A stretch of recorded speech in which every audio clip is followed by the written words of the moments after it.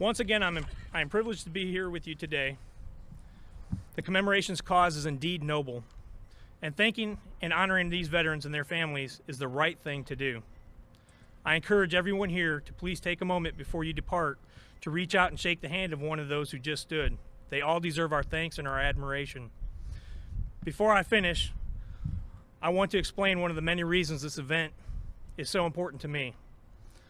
I am an Army veteran and I served in Iraq. When I came home, the first group of people I saw as we were coming off the planes was a group of Vietnam veterans. They were there to make sure that somebody was there to welcome us home because nobody had been for them. You see, they had no one there when they came home.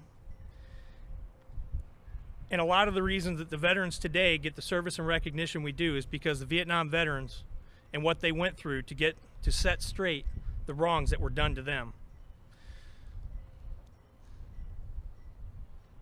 I hear some of the veterans from my generation complaining because it takes them 6 months or a year or 2 years to get their benefits.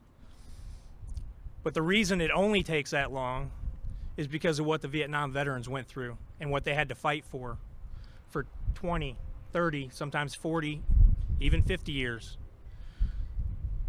It's important to me because I'm a veteran and what you guys did made the road easier for me.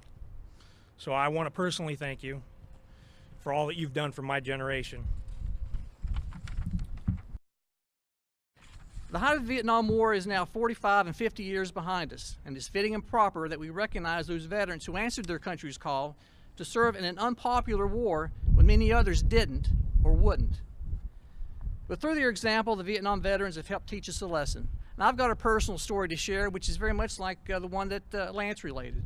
When I was returning home after a year in Iraq in 2006, our first stop in the United States was the airport in Bangor, Maine. In the reception area, a dozen or more older veterans and their spouses were holding signs and balloons with drinks and snacks on the table, and we were met with calls of welcome home and thank you.